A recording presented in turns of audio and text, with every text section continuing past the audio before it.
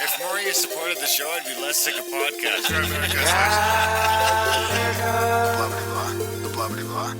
Sending out good vibes. The blah blah blah. Good vibes. Good vibes. The blah blah blah. Good vibes. Good vibes. 108 breaths of deep gratitude and prayers for guidance and protection. And put on a didgeridoo and shamanic drumming track. Shivers or vibrations and stuff like that.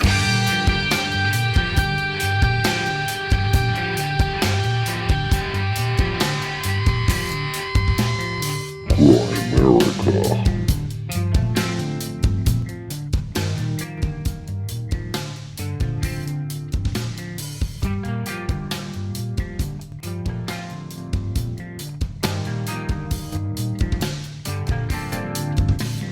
Okay, guys, welcome back to the Grimerica Show.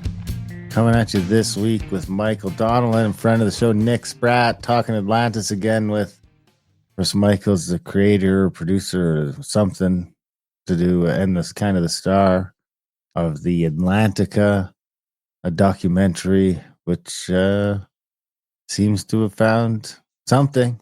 The discovery of Atlantis, yeah. It seems to be very Atlantis-like. It seems to be would seem to be part of Atlantis, or at least a bigger part of this lost civilization at a minimum.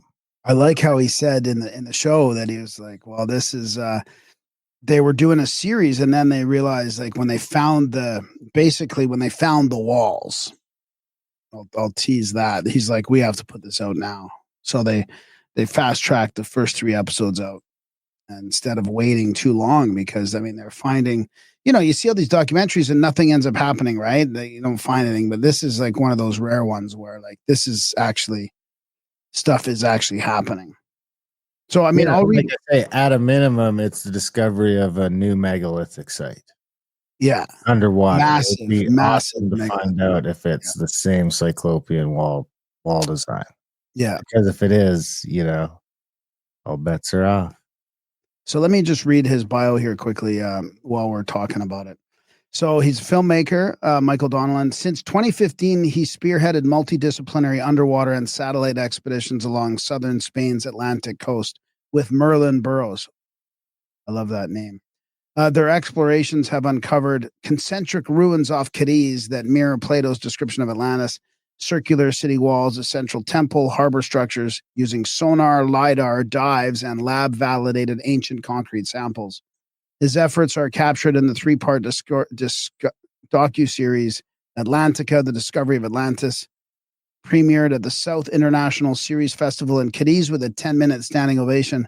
The series assembles archaeological, geological, and historical evidence suggesting Atlantis may lie buried off the Andalusian coast. And I'm going to put a link here. It's www.ingeniofilms.com.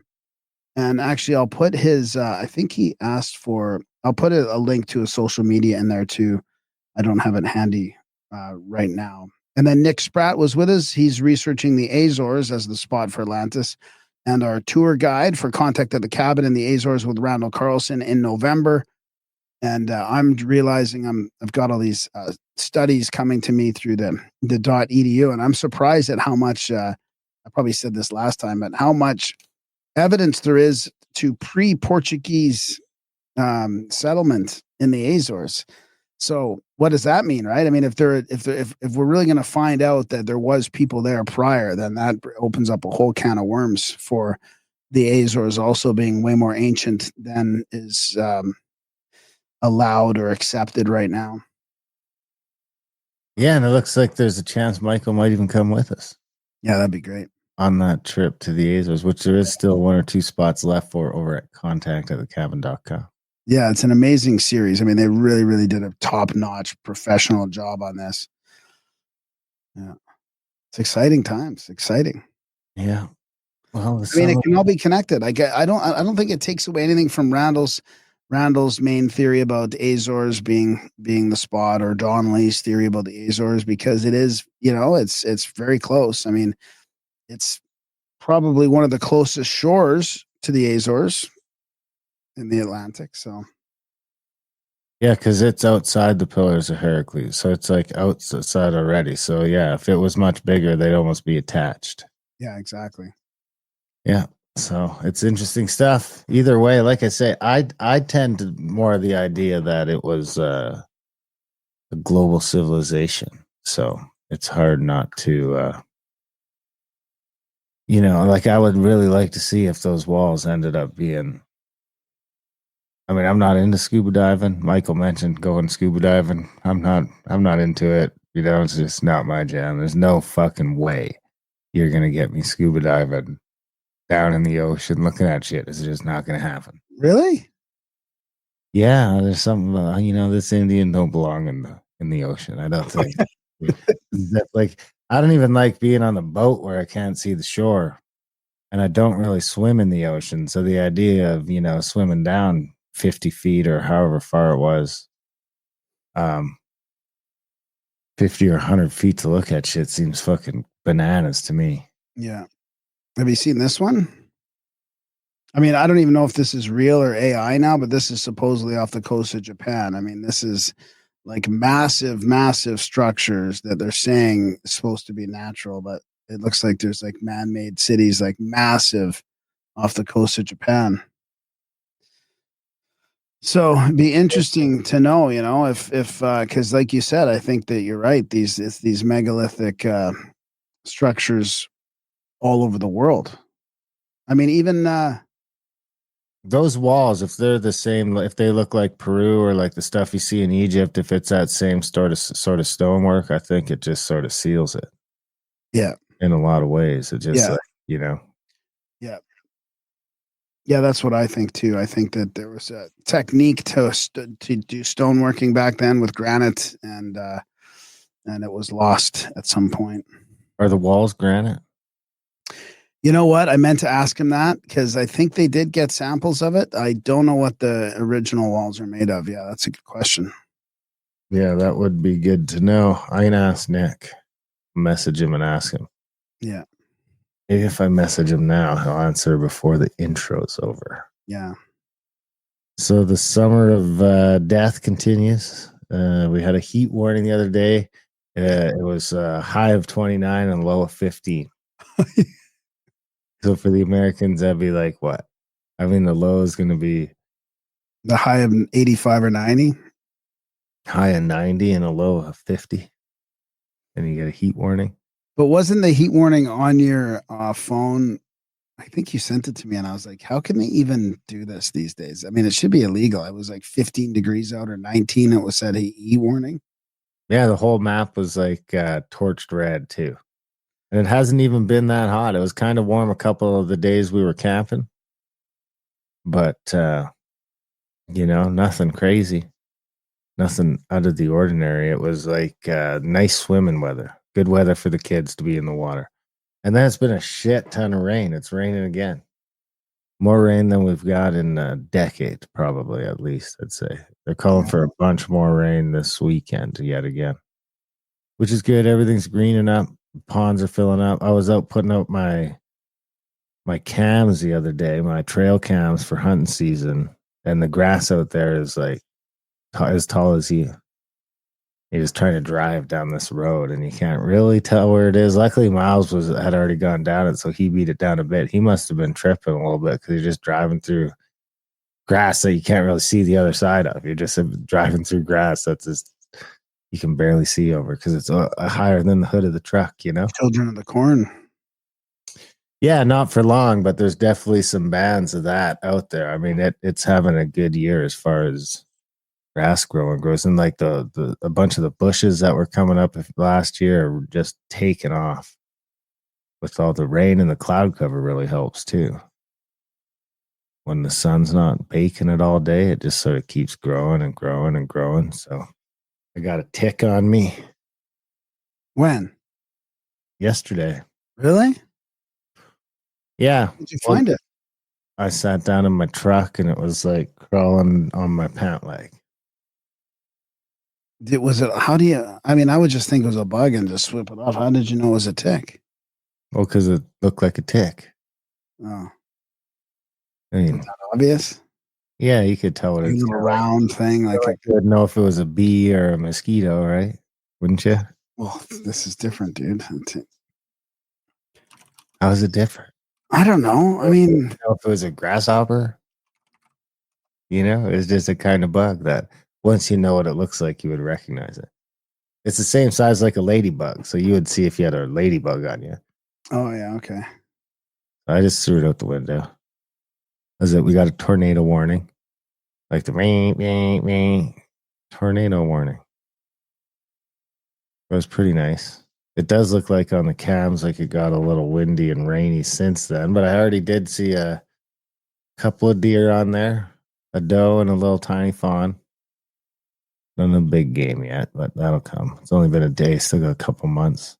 So was your tick partially fed or engorged at all? No, I don't think so. It didn't bite me. I think it needs some time, right, to dig into you. I think so. So did how's your wife handle the tornado warnings? Well, it wasn't here. Oh. It was out where I was setting up my cams, which is out west of Natton. Oh, okay. Which is almost, a good 45 minutes south and 45 minutes or an hour west of here.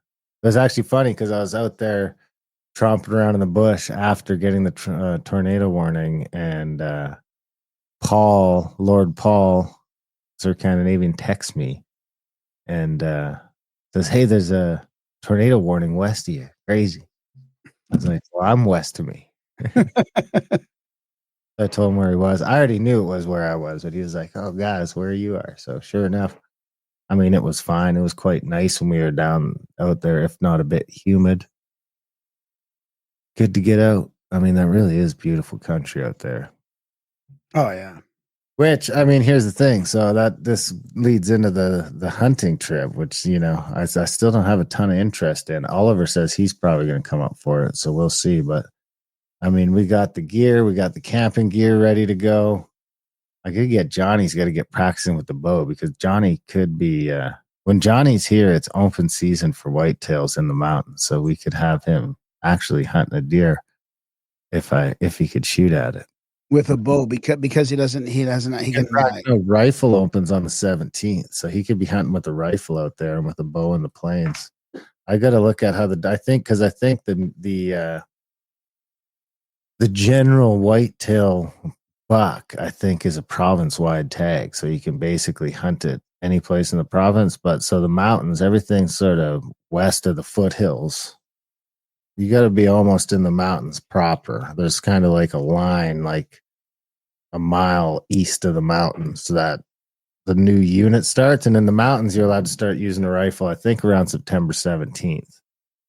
But that means everybody has to have either a tag and their license, right? Their rifle. You but don't with a bow, you could just go out without a tag. You need a tag. Well, no, but if it was an open tag, you gotta go buy the tag first.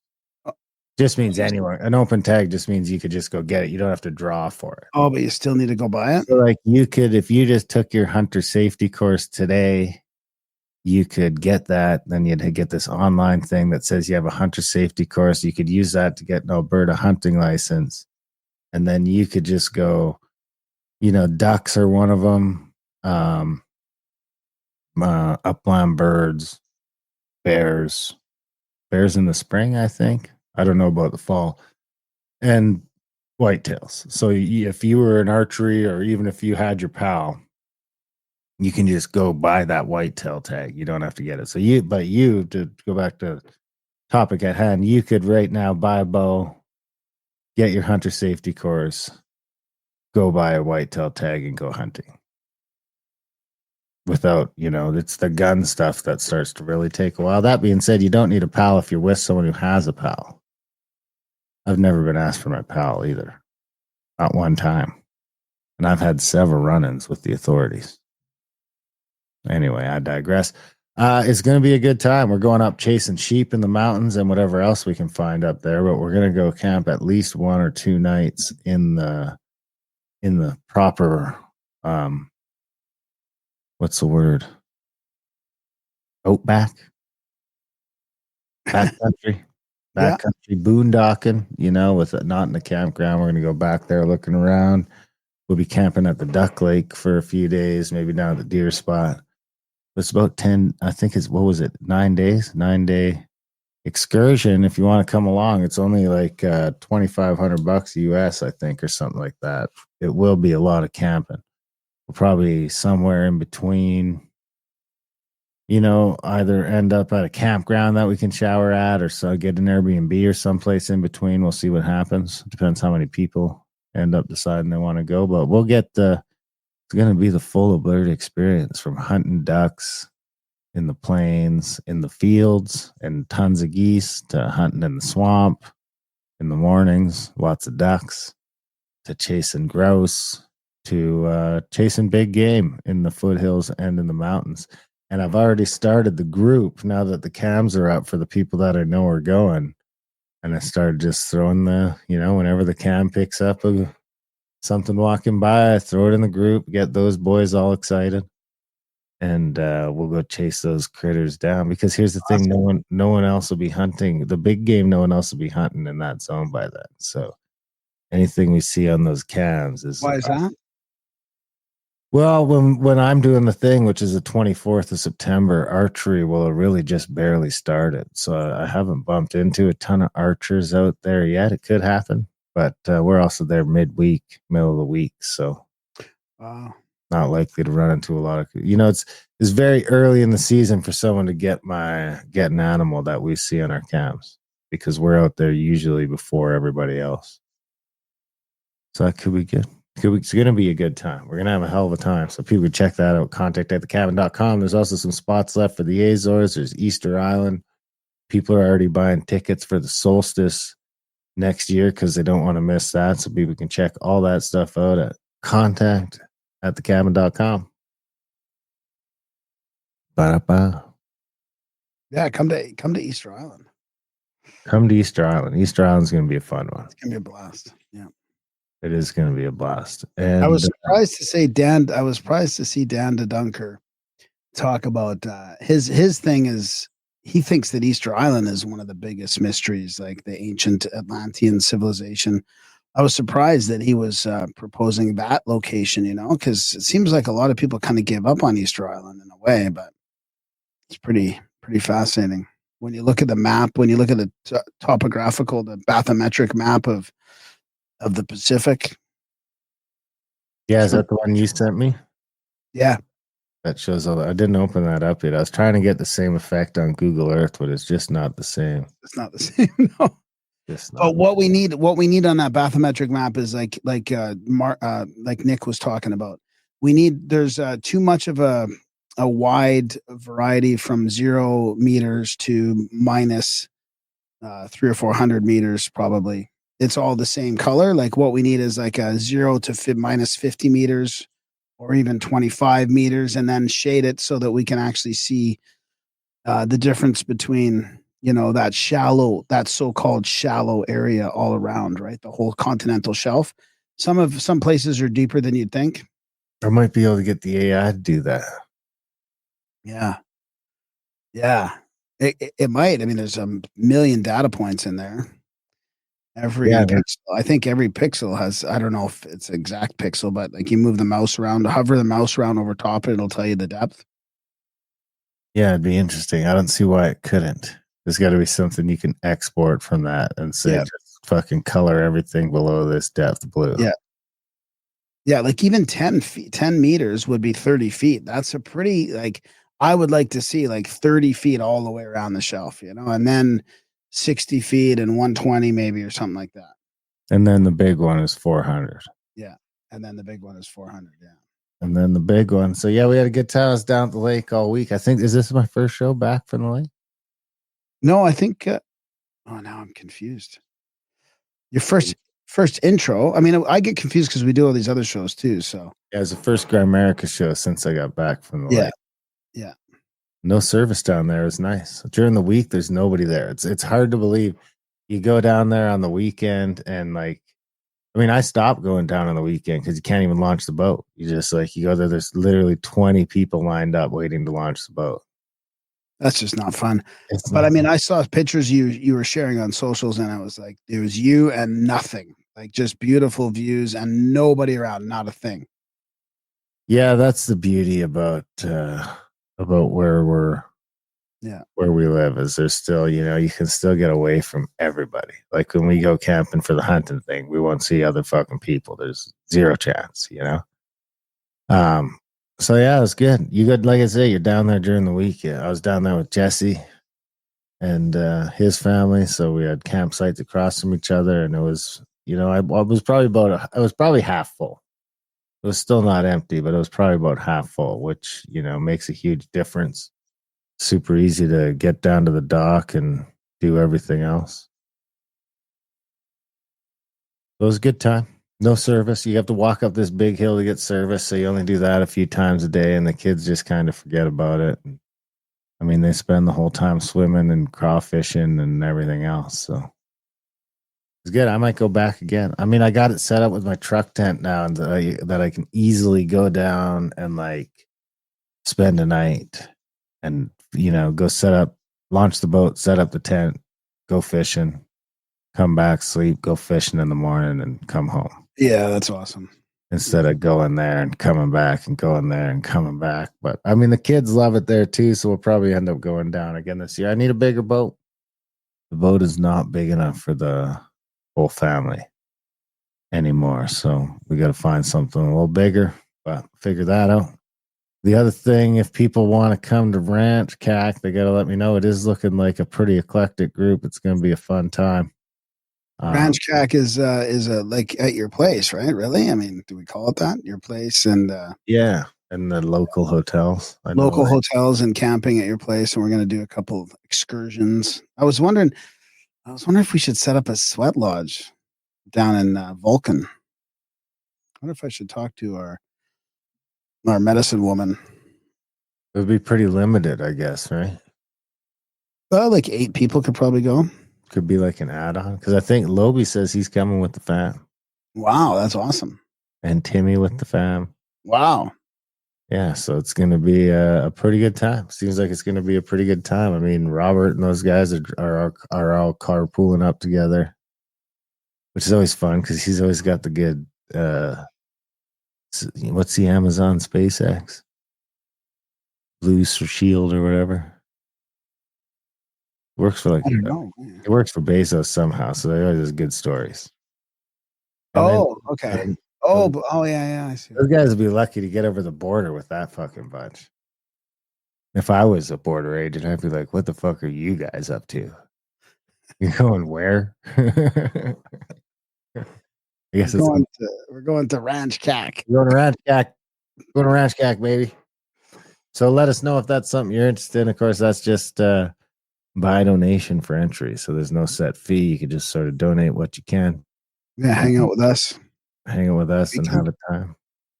Should be good.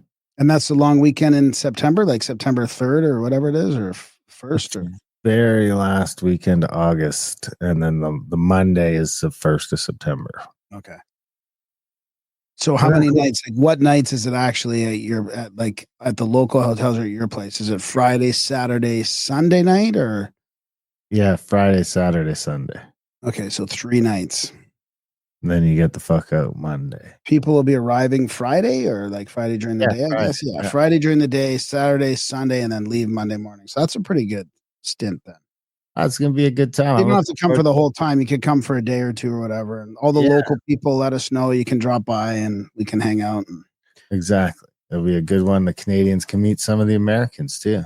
We can start to cross the streams a little bit. So that'll be a nice little get together. And then like a few weeks after that, I got the hunting thing. So I'm looking forward to that. And then it's only a month after that and we're off to the Azores. So, I mean, time flies when you're having fun. I know. It's crazy. It's already mid-July. Speaking of having fun, if you're having fun listening to the show, been having fun listening to the show, enjoying the show, thinking, man, I like this show. I listen to it every week. It's time for you to head over to grimerica.ca/support today and sign up for a monthly or make a one-time donation. Where we are, this is our livelihood, so we really do need support. We put all the content out there for free in the hopes that you guys are getting some value of it. From it, you'll head over to grimerica.ca/support and head some value back our way, whether it's a one-time donation or recurring monthly, even if it's $1 a month. If everyone signed up for $1 a month, we would not have to ask for money anymore. We would have plenty of money just for $1 a month. So do what you can, because most people won't. We need you to sign up. You know, we need you guys to make up for the people that don't. So become one of the people that do. Become one of the nobles of Gramerica instead of a pleb today, and we'll read your note if you have one. And if you get to $1,000, you'll be a lord, which would be awesome. We have some lords, and they're awesome. There'll be a few lords at the event coming up for sure, so you can meet some of the Gramerica lordship. And what else we got? We do have some people to thank for this week's show. We got Rachel Flynn, who didn't say not to mention her name, sent $50. So we appreciate that. Thanks, Rachel. I think that's the only one this week, which is kind of sad. We should be able to at least get 3 a week, you guys. I mean, Yeah, you'd think. Yeah. Well, we got another one from, I got a note from Mike. Hey, it's Mike using another email. Please thank Darren for looking out for me on a recent show, saying he thinks I've contributed enough to become a lord. I'm getting close, but still have a little way to go. I'm also planning on doing it in US dollars as well. I'm hoping to have it accomplished by the end of the year. I really appreciate what you guys do, and I admire the entrepreneurial spirit of both of you guys making a go of this as a full-time gig. Also, happy birthday. Oh, geez, I thought I would have got some, maybe some birthday donations or something. You didn't get any birthday donations. And I said, yep. Not one that said like happy birthday, Graham, or anything like that. These sons of bitches. That's okay. You should be sending 55 for 55. They know I really don't give a shit about 55 cents. He also says, I'm working my way through the back catalog of Gramerica, and I'm back to shows from 2016 right now. I just listened to one a few days ago where you mentioned your birthday, which I believe you said was today. So I hope you're enjoying your special day. And then he asks a couple of questions I don't want to get into on here about the Von Daniken episode and some free energy stuff that trying to answer. Trying to recall, and we can't remember. I mean, we've interviewed 1,000 people. Give us a break. They all start to blend together after a while. But you also pick up little tidbits that you didn't know you knew. Yeah. And I also have something here. Just we should probably talk about a previous guest of ours on this show and another show, Crow Capel, or what's his real name? I forget. Yeah, now I always think of him as Crow. So let's just call him Crow for this. So he was in an accident. He's up in BC. He was firefighting. He didn't get, it's not a work accident, I don't think. But this is an update from Nevermore Media from WD James. Yeah. He says, hello, Nevermorons. Continued thanks for the vibes, prayers, well wishes, and financial support for Crow and his family. If you're not sure what this is about, look back over the Crow update posts over the past month regarding his serious accident and injury. We have a report from his family that he has shown really good improvement over the past week or so. At last report, he was recognizing voices but not speaking. Now he is responding with simple things like, yeah, and the streets are ours. Wait, maybe not that last one. He's enjoying listening to music his family plays for him, and his dexterity is good, manipulating various sorts of fidget spinners. He is not able to stand or walk, but his family is hoping physical therapy is not too far off. It will certainly be a long recovery process, but we at Nevermore are thankful for the positive update.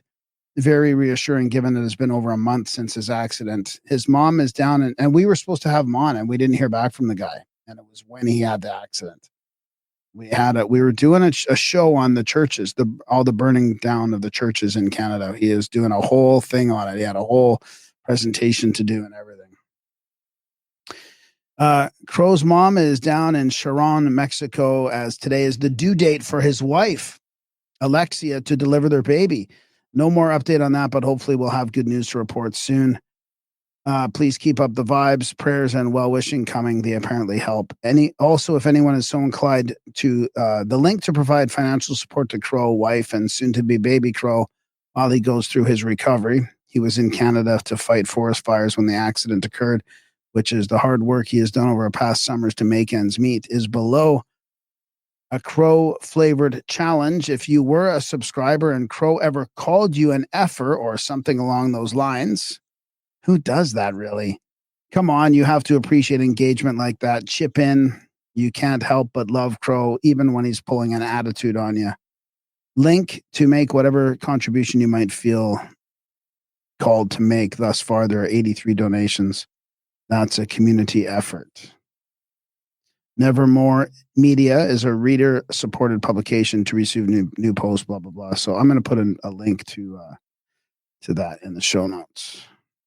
In the show notes, along with everyone else, hey, as long as you put links in the show notes, a new book came out. Share that with people who are young, who are maybe you're worried about them caught in a drift. We know what the drift is around here, but lots of young people don't, and they don't like reading. So popped out a new book. It's called Unlearned. Why School Failed You and What to Do About It. And you could get it. It's only 100 pages. You could read it in about an hour and a half. So if you know somebody that is in that age group, late teens, early 20s, late 20s, just in that where, they kind of got in their head that those years are for wasting, which, you can do, but then you'll spend the next 15 trying to play catch up like Graham and I. And maybe they're not. So check that out. Graham will put a link in the show notes. Where do I get that from? Amazon, probably the best one. Okay. Called Unlearned? Unlearned. Okay. I think if you type in Unlearned, it'll be the first one to come up. Okay. Are you doing it now? I'd be curious to know. I am, yeah. It is authored by Humble the Poet, a Canadian-born rapper, spoken word artist, poet, and author. That's not it. I thought that's the bio you made for your book. It's pretty of Atlantis, the Lost City. So thanks, guys, for joining us. Thank you, Graham. Thanks for having us. Yeah. I mean, first of all, Michael, a great documentary. We saw it at Cosmic Summit. Very, very well done. Very professional. Awesome to watch all the work you guys put into just dive after dive looking for this. So how's the response been? I guess where you are, I heard that there was a bit of a standing ovation after your documentary played, and I think it was in Spain or somewhere over there across the pond. So how's the response been so far? It's been amazing. What you guys saw was a 90-minute cut down. It's really a series. So each episode is about 50 minutes. And we have the first 3 episodes for the first series and then the second series. It's been incredible. We've done a lot of presenting in Spain so far.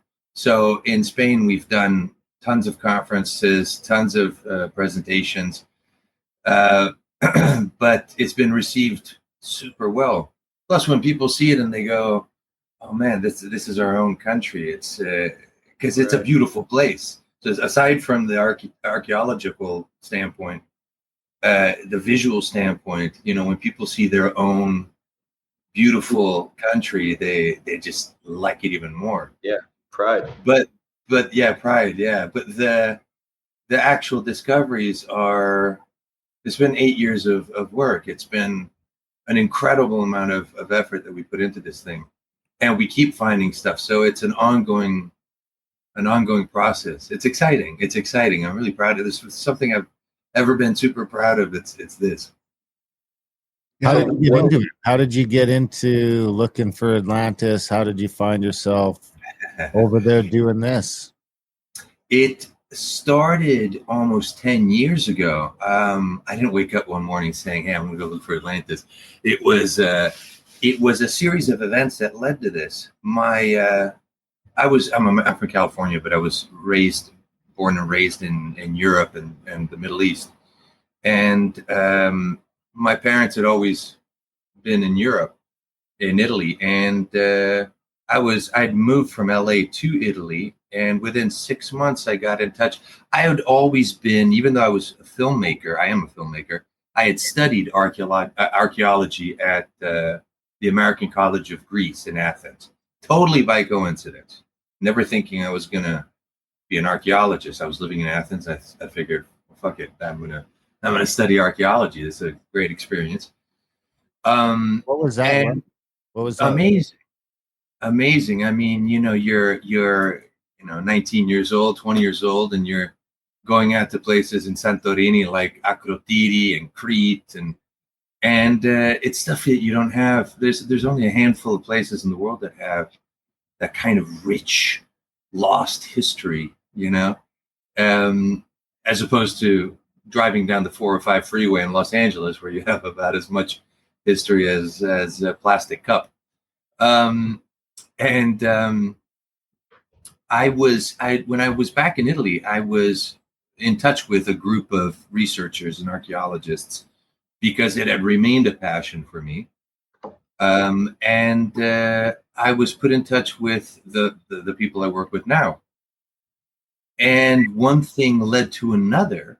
I started off with them on a trip to Egypt, where we were investigating a couple different sites. There's a second Sphinx on the Giza Plateau. A lot of people don't know that. It's worn down to shit. You can't see. It's not like, but it is recognized by people like Reda Abdel Halim, who's the manager of the Giza Plateau, as a second Sphinx. And then we were investigating a site called Hawara in Fayum, the Lost Labyrinth of Egypt. And that was my first taste working with them. And from that, it was like every month we were going for a week somewhere different, using scanning techniques of all sorts.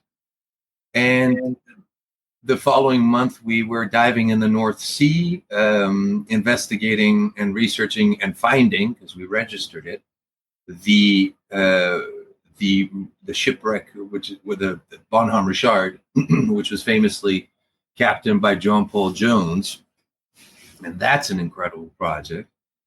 And then from that, we went to another project in Northern England, one in France, and I started to slowly realize this stuff works, man. This is really exciting.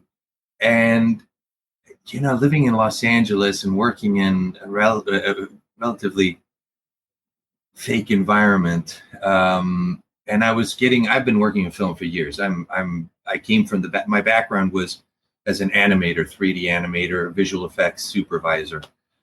And I was getting tired of it. I was getting tired of spending so much time on the road and driving up and down the freeway every day from Orange County to LA. And I found this interest in documentaries. And have you guys noticed the quality of film seems to be going kaput? Oh, yeah. And the quality of documentaries is going up. It's great. You can find documentaries on everything. The octopus one. Have you guys seen that one? Oh, yeah. Man, what a masterpiece. You can make a documentary series on ice cream. You can make it on anything. So I was really finding that interesting. And when I started to do these projects with the guys, the gentleman that was one of my best friends who really got me going on this was Timothy Akers. I started to realize, man, there's something here. This is something worthwhile. This is something I could dedicate myself to.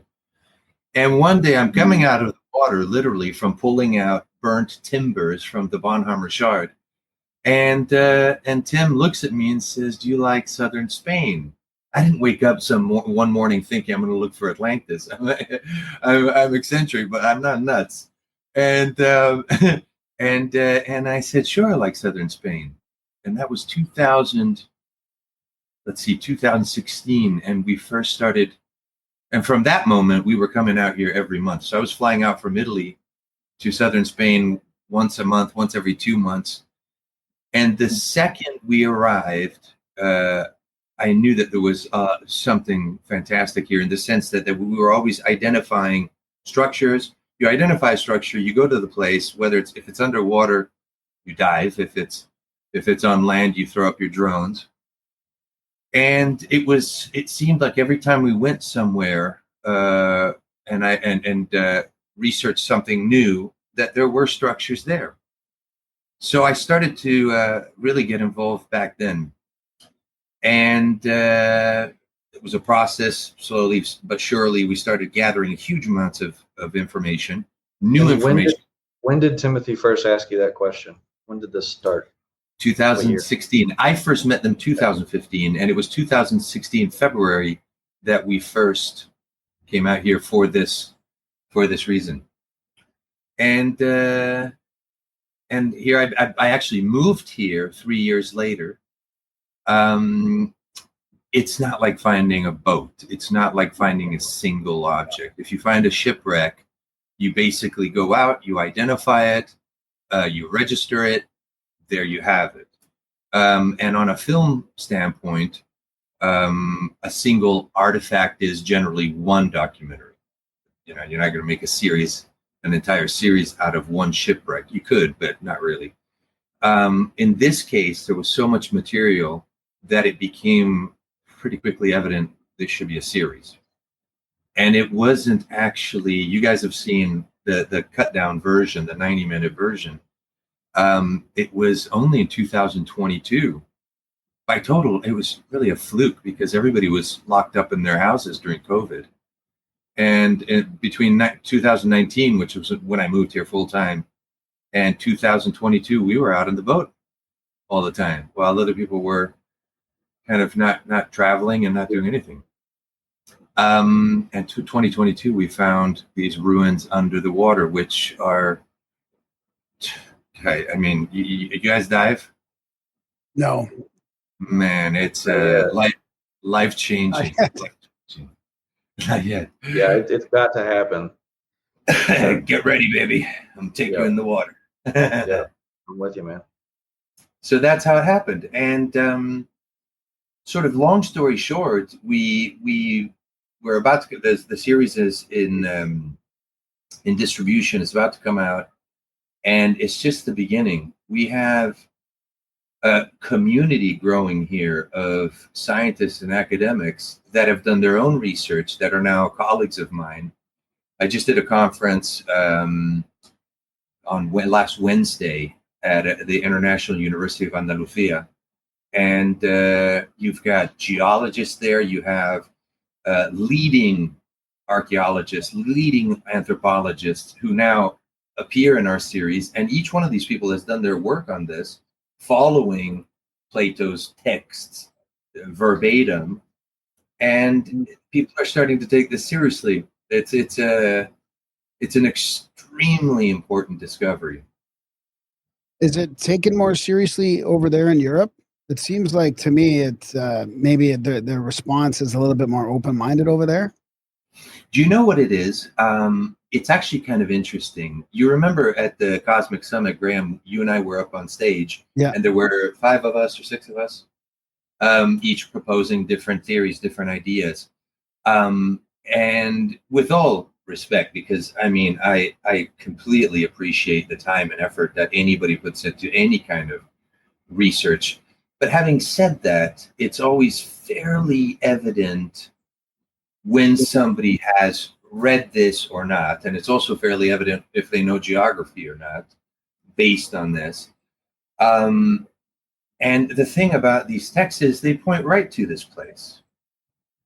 Plato says, and past the straits in the region the Greeks know as Gades, which is modern-day Cadiz, which is the province I live in. And he starts to outline this ancient civilization. He starts to talk about what it was like, where it was, when it was. And so the difference between the panel, that the debate that Graham, you and I were on, and the debate here is huge, in the sense that at the Cosmic Summit, there's one guy talking about his ideas that it's Atlantis is in Indonesia. Somebody else might say that Atlantis is under the ice in Antarctica.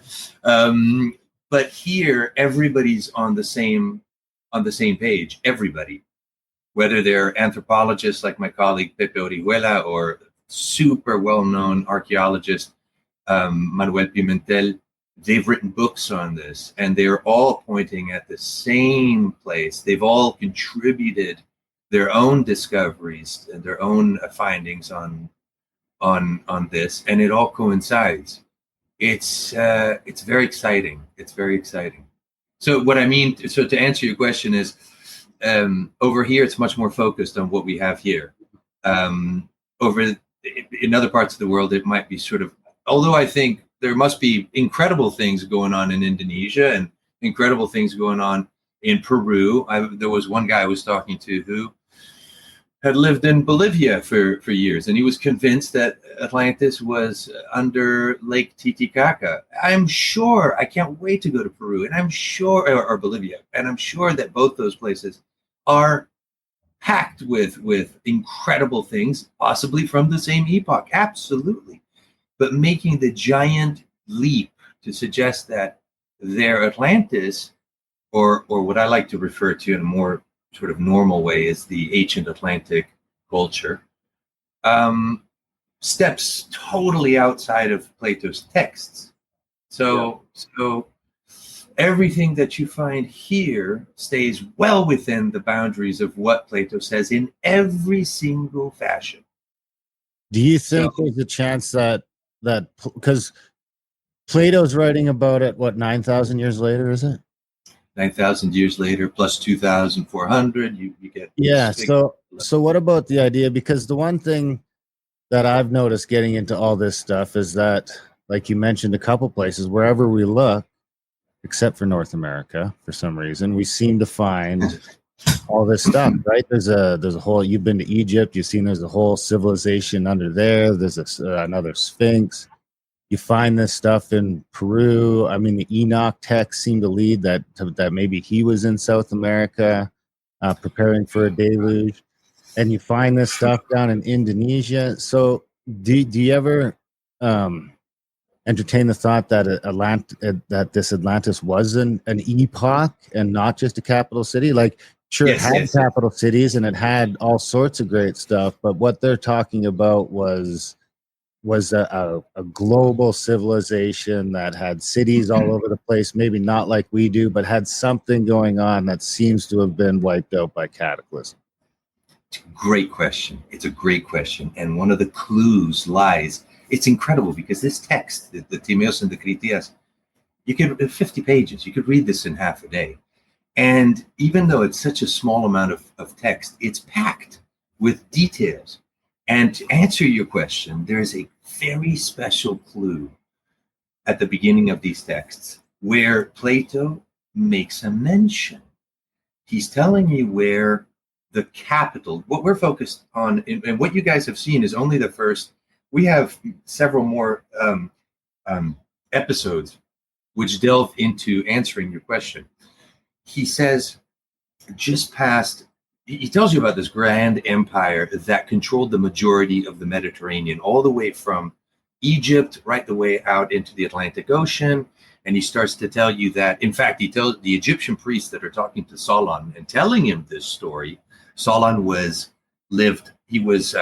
Plato's old relative. He lived about 100 and, no, wait a minute. He lived, I think it might have been 230 years before Plato. And it was passed down one person to the other. And the Egyptian priests, now remember, this is 2,500 years ago, tell Solon this incredible story. Because Solon was Greek visiting Egypt, and the ancient Egyptian priests tell Solon that the Greeks and the Egyptians shared these same ancestors that came from outside the Pillars of Heracles, the region that we now call the Straits of Gibraltar, in the region of Gadez. And he makes a very, very important, he gives you a very important clue. He says, not just outside the strait, so not to go as far as past the grand ocean, to not, if you get to the boundless continent. So well, the funny thing is, when the conquistadors first went to America, they arrived and they go, holy shit, Plato was right. He knew about this place. Another clue lies in a very fascinating, all these details that add into the story. Fast forward to just a handful of centuries ago. Christopher Columbus leaves. Where does he leave from? He leaves from the town I live in. And he leaves from here, which, even though now it's a small town, at the time of when he was navigating, it was one of the wealthiest. It became the wealthiest city in Spain. You can imagine it was like the airport of the world. Everybody was shipping out to America. Columbus knew, and Magellan also sailed out of here. Columbus knew a very specific detail, and this is how he managed to sail to America and back. He knew that there were underwater currents in the Atlantic, one that passes past the Canary Islands, and then it returns past the Azores. And so when people talk about the Azores and the Canary Islands being part of this grand empire, they were. In fact, we talk about them in the subsequent episodes.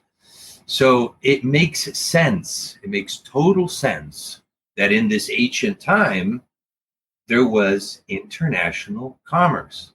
To add to that, we all know this, the stories of all of these Mesoamerican ancient cities who have we have to study every angle possible. One of those angles is etymology. And when you study the root of the names of words and you find cities called Mazatlan,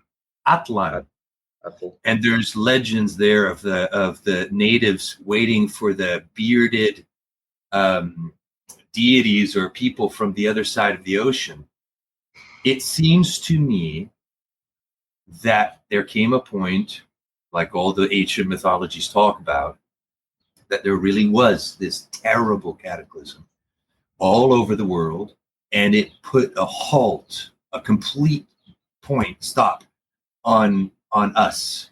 We're trying to survive. We venture into the caves. Whatever happened, whether it's the Younger Dryas period, we know that there was this long stretch of maybe 1,000, 1,300 years of really horrendous weather. So imagine this period where you're just trying to survive. All the coastline has been totally destroyed, and you're making your way. You want to build a cave because there might be hail balls this big smashing down on your head. And what do you have here for the entire coast of the Sierra Nevada? The Sierra is like the mountain range. Caves. We talk about this in our subsequent episodes as well. There's this entire intriguing line of details that all feeds into this story. So I really believe that there was global communication, there was global trade, and it was halted dramatically. Yeah, that's kind of my thought too. Because it seems like all that stuff is related. You know, when you really dig into it, there's a ton of evidence that it's not random. They weren't just coming up with the pyramid's the easiest thing to build, so they just built pyramids. Mm-hmm. Absolutely. And the level of sophistication is enough to show us that they were. That people ask you what was, or people have these thoughts about what was Atlantis like? What culturally was it advanced? What do you mean by advanced? What we're finding under the water, the circular ruins, the concentric city that we have found, shows an incredible level of sophistication. They obviously knew what the cardinal points were because everything is aligned to the north-south direction. Another big detail is from our scans and also from diving hundreds of times at this location, you can see that it was an ocean-bound impact because everything is toppled over towards the land. So it means that something hit really hard from the sea. It shows that these people obviously had navigation in an era which we are sometimes often told couldn't have existed, but it did exist. This entire cityscape that we found is based on ocean life. So it really it points to an era, an epoch when I think we were really interesting. We weren't scraping around with some sticks in the mud, like a bunch of monkeys. It's a very, very intriguing insight into a lost era of mankind. I mean, it's and that includes all these. I mean, when people find these incredible structures buried under the Amazon canopy and new structures being found all over the world, it points to that same concept. Something affected us, something stopped our progress, slowly but surely, we crawled out of the darkness and started to rebuild. It's all very fascinating. Yeah, the Mohawks here in Canada, over on the East Coast along the St. Lawrence, have been growing squash for hundreds of years that came from Guatemala. No kidding. No kidding. Yes, and I mean, the interesting thing is that North America is the one place where you don't find shit. You don't find anything. There's South America, Africa. We don't know what's Antarctica, but every place else in the world, there's ruins. And in America, you know, there's some stuff we could maybe call ruins. You got the Sage Wall in Montana. You got a bunch of stuff down in the Chaco, but nothing that's going back quite as far until you get down into Mexico. But the one thing you do find in North America that you don't seem to find as much of in other places is insane amounts of water damage. You know, you've got Grand Canyon, totally. you've got these crazy canyons that are so deep. I mean, I tell my Canadian friends all the time, I was like, you don't understand till you go drive through Utah and you drive through Zion Park, or you drive through one of these places and you look at it, you can see the swirl marks. Yeah, it's unbelievable. There's just like how much water. And not only that, when you go to someplace like Mesa Verde, you're sitting at like 4,000, 5,000 feet, and you can see that water has come over all of it. Yeah, it's such a good point. And actually, just across the other side of Andalusia is the biggest state, if you call it that, in Spain, and it's gorgeous. I mean, it's so on one side you have Almeria, and Almeria is they have their own version of the Grand Canyon. It's not as impressively massive, but it's beautiful, and it's obviously created from water damage. In fact, they opened back in the 60s. They would film these spaghetti westerns there. So they have entire studios that are built there that are these Western movie studios. And they're pretending that it's when they filmed it, it was supposed to look like the Grand Canyon, but it's filmed here in Spain. And it's the same concept. What happened there? Obviously, it was water damage. Obviously, it was something terrifying that happened.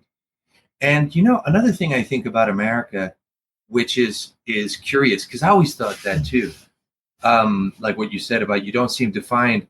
I remember one time I stepped out of it.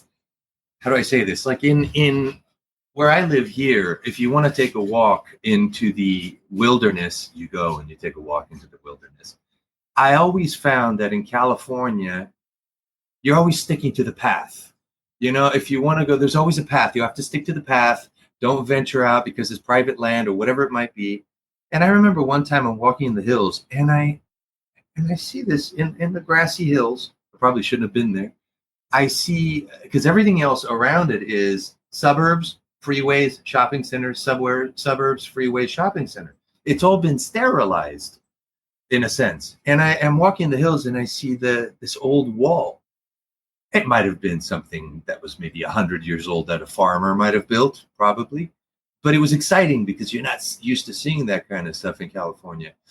But I wonder sometimes if part of the problem with the U.S. in terms of archaeological finds is that we've just gone in and bulldozed everything and concreted it over.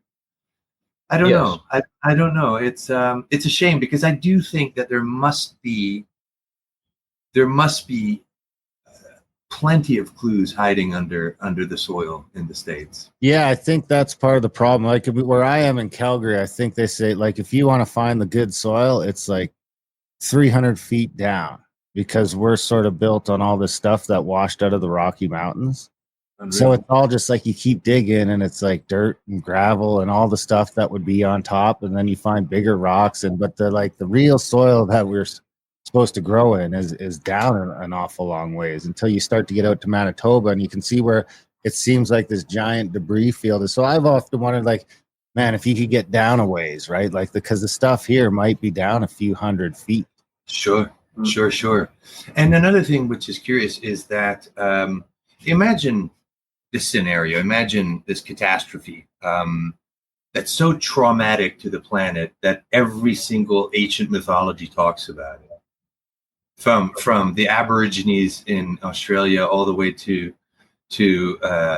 Greek mythology, they all talk, and Christian mythology, Judeo-Abrahamic traditions all talk about. They start with the flood. In fact, if you look at the Christian, Abrahamic religions, Judeo-Abrahamic religions, it really starts with the destruction of Atlantis, with Noah, and then the repopulation of the earth, and then it's a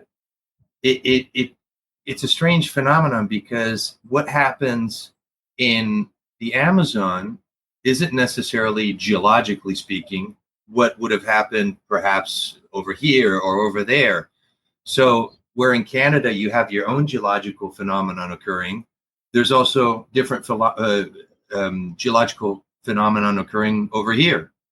So it's a very complex and interesting puzzle to try to solve. Well, the interesting thing is, like, my creation myth as an Ojibwe, and a bunch of I couldn't give you a count on how many, but there's sort of a bunch of tribes or different Indian lines in North America that, the Turtle Island myth is started with all the land is gone. They're floating around, and they try to send the animals down. And I think the muskrat is finally able to get far enough down that he reaches the bottom of the ocean and gets some dirt and brings it back up and rebuilds Turtle Island, which is what they call North America. Wow. It's a fascinating, if you put all of these clues that you find scattered throughout the world together, plus we're living in a time where we have at our disposal, it's like no other time in the world, every single one of the technology, and we use every technology available. If it exists, we use it. But look at satellites. Those have only been around a handful of decades. You look at even scuba diving. Scuba diving is relatively new in terms of being available to the public. Drones, when did those come out? Scanning, LiDAR, multi-axis echo sounders that we use. All of these things have popped up really recently. And by taking these different technologies and blending them with traditional research and field work and these ancient stories like what you're talking about and mythologies, you start to get this extraordinary realization that this was real. In terms of some of them being very colorful, like built on the back of a giant turtle, those are wonderful stories. But the interpretation is the same. Something terrible happened, and we had to rebuild. That's a really good point. I was going to ask you about all the technologies and how that's changing the future of research. And you guys are right on the leading edge of that, which is great, which kind of reminds me to ask you about how you actually came across that wall, the big wall. Or at least the location, because was that actually what Akers, what Tim was finding through satellites, or was that what you guys found just from fishing in the area, like with sonar? It was amazing. It was amazing. So as you saw in the reduced version, the 90-minute version, it's very faithful to the chronology of how things actually unfolded. So we start off on the ground. You imagine not everybody watching the film knows Spain, so there's a certain amount of narration where we have to tell the audience or inform the audience through storytelling. Who was Plato? Who are we? How do we do what we do? What is Spain? What is Cadiz? And slowly then it starts to delve into our discoveries, and we start to find these structures along the coastline, because Plato says that it was a huge island or peninsula, because it's important to recognize that the ancient Greek word nisos or gnosos not only means island, it also means peninsula, which is essentially what the Iberian Peninsula is, Iberia being Spain and Portugal. And then we go out to an island called Sal Medina. This is an incredible thing. And Sal Medina is this rock shelf that is a few kilometers off the coast. And the name Medina in Arabic means city. Sal Medina means the vanished city, which means that when the Arabs, the Muslims, invaded Andalusia before being kicked out in 1240, they recognized that on that rock was a vanished city. So we make our way out to this vanished city, and there was an old fisherman. He was just the loveliest guy. He passed away of cancer a few years ago. And he would tell me these stories that when he was a kid, because the visibility, you saw the film, the visibility here is next to zero. And he would tell me these stories, and you'd hear these stories from old divers and whatnot that would say there were things in the water, and that one day they pulled out amphora or a clay pot or some cut stones and then I had the great luck and great pleasure of meeting my dive team, I was just with them this afternoon, having some lovely Spanish wine. And when I first met them, we were also having a great afternoon drinking wine.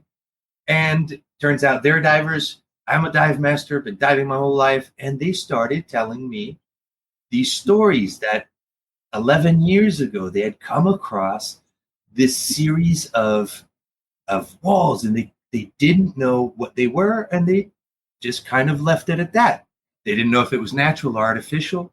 And I'll just give a quick shout out to my boys, Rafa Donato, Boris Martinez, Tete, and Luis. These are just my brothers, really. And so we ended up going out one day.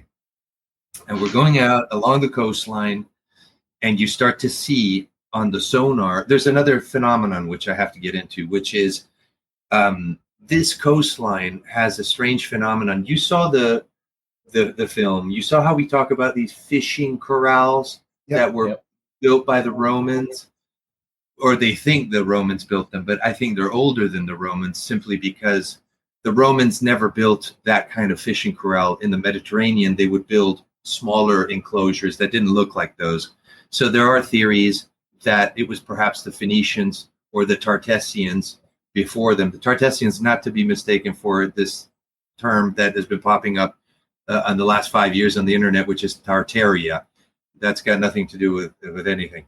Tartessos was that, we'll get into that in a minute. Tartessos was the oldest known Iberian civilization that incidentally also got wiped out by time and water. And what we start to see is that these fishing corrals were built, and they were able to build those because in this coastline you have two tectonic plates: the African plate that pushes down on the European plate, and so there's this shelf that goes out. It's very shallow, and it goes out for 40, 50 kilometers before dropping down into the Atlantic deep waters. And so these old ancient people here knew that, and so they built these fishing enclosures. So a lot of the ruins that we've been finding in the water aren't that deep because they belong to this ancient platform. So you go out on the boat and you see on your sonar, you see this sort of a flat bottom, and then suddenly, bing, bing, bing, and you see these elevations going on that are, a couple meters wide and 7.5 meters tall, and you're thinking high, and you're thinking, what the fuck is this? And that's how that part of it began. So it was really an effort on all of our parts. We started diving, and from the first moment, I knew that this was not in any way natural. We've done a comparative analysis with some of these naturally occurring tectonic striations that you find all over this coastline. It have nothing to do with what we've discovered. And so 1 dive, 20 dives, 100 dives, you start to recognize that there's a pattern going on, and there's a magnificent variety of structures. So it's not just sort of one type of structure. You've got huge walls that go, you've got sort of things that look like columns and smaller walls. You've got sort of a rectangular, almost like a doorway. You have cut stones that when you scrape away the sea life on the stone with your knife, you start to see that this is a man-made cut stone. And all of these different features came together to paint a picture of this having been something very important. And at that point, another shout out to our wonderful subaquatic scanning team, Alejandro and his brother Sergio Aleu from Prismacolor. Those are our partners. And we said, let's do a proper scan. And at that point, because otherwise, with the water being so turbid, you can't see anything. And the traditional way is, we would go down one day, we start with the same spot you went to last time, but instead of going this way, you go that way. Next time you start the same spot, but this time you go that way. So you start to scribble on a piece of paper what you think you're seeing based on your dive equipment and your navigation equipment. But you're drawing with a pencil and a piece of paper. It doesn't give you a clear idea. So we said we have to scan this thing. So the first time we went out to scan, which takes hours because you have your boat and you have your equipment. It's very, very bulky equipment. And you have these two poles that go down into the water off the back of the boat. And you're doing sort of a grid pattern, slowly going up and down and up. And on your screen, you can see you're kind of painting. It's like painting. You're painting in this sea floor. And the first day took us about 7 hours. And the first time we can't show the scans, unfortunately, until the series comes out. But you guys saw the scans. The following day, when they sent us the point cloud, and I see these concentric walls pop up. I'm getting goosebumps. My soul jumped out of my body. And I called the guys and I said, Boris, I said, do you guys see what I'm seeing? And they'd never read Plato until they met me, and they had then since read Plato, and they flipped out. There's amongst all of the text, because a lot of people don't quite know what Plato wrote because they haven't read it. What he does is he talks about Poseidon and his wife Cleito having had 5 sets of twin sons. To each was allotted an island kingdom. And he talks about not only this massive island or peninsula, the size of Libya he's massive landmass. He talks specifically about this capital city of Gaderus, and he gives these dimensions. He says there were these canals and circular walls, and he gives you the dimensions. And when you take these different dimensions and you put them together, it equates to approximately a diameter of 2 kilometers or thereabouts. This is what we have here. Those canals, it's like Venice. It was obviously made for people to maneuver their ships in there, park their boats, and so on and so forth. So that part of it was really I believed that everything that we were finding on the coastline also belonged to this incredible empire, incredible culture. But we were lacking that one extraordinary detail. And when that popped up, it was a revolution, really. Revelation. And the walls were massive, right? I mean, explain the extent of the walls. Like, this was a curious thing. So you have these 7.5 meter tall walls, but you have to remember one critical detail, which is they're about 20 meters depth, so 65, 70 feet deep. But then there's sediment on top. And the question is how much sediment? Maybe 4, 5, 7, 8 meters. So we have to consider the real depth is probably closer to 30 meters, which geologically speaking is the perfect timeline. We're talking about 10 to 15,000 years ago. So we're in the water before seeing the scans, and you have these giant walls, and you have these big blocks of rectangular stone that have been broken off. And as we're swimming along the top ridge of this wall, I'm thinking, what the fuck was this?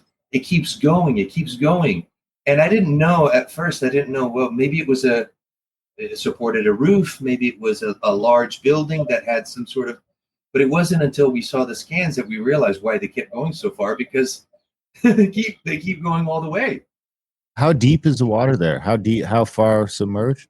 So it's about 3.5 to 5 kilometers away from the coast, and it's approximately 20 meters deep, which is about 65 feet, 70 feet. Excuse me, hiccups. So we're in. I'm sure you've gone to the extents to try to verify this information, but what have you found about geologic history of historical sea level in that region?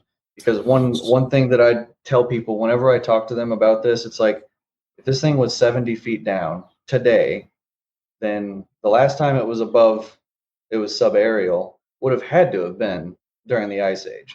But what have you looked into as far as verifying that?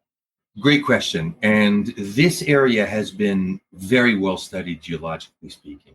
And the geological studies that were first conducted in great detail was back in I don't know if it was the 60s or 50s, when petroleum companies first started digging boreholes into the ground. That provided, but it was like in the Gulf of Mexico. So it provided for the first time for geologists a stratification of what had happened in the Gulf of Mexico, which doesn't mean is exactly what might have happened over here, specifically because of what I just talked about with these tectonic movements that you have in this area, with the African plate pushing down on the European plate. In the city of Cadiz, which itself is an island. So Cadiz has the capital city of Cadiz and the province of Cadiz, which is huge. And if you look along the coastline, they know what is Phoenician. They know what is Roman based on the different heights. So geological records point to the Phoenicians being approximately 3 meters below sea level. The Phoenicians first started coming here to trade with the Tartessians about 500 years before the Romans was when the Phoenicians started to decline. So there were kind of two waves of Phoenicians, but then the Romans came along 2,000 years ago, and the Roman ruins, the fishing corrals, still are in the same place. You guys saw that in the show. So imagine something like you said, Nick. In the case of something that's from the Ice Age, it would have to be tremendously deep. So the geologists that work with us, who know this area more than anybody in terms of geological records, all state the same thing. To be at that depth has to be that age. Mm-hmm. So there's no other legends of a sunken city in that area at all. Like you find these ones off the coast of Italy or the coast of Egypt, or like, oh, we found a new sunken city, but this one is unnamed except for the big A word, right? Yes, and I always say this: if it's not Atlantis, it's even more interesting. Yeah, the thing is, it's when you compare it to the texts and you go, look at this and look at this, it totally coincides. Every single detail, archaeologically, architecturally speaking, it matches Plato's texts.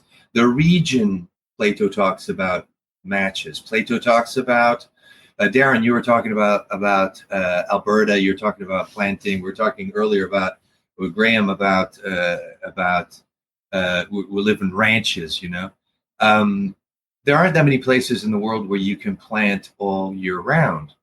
He talks about this place as being a utopia with incredible climate where you plant all year round. People plant all year round here.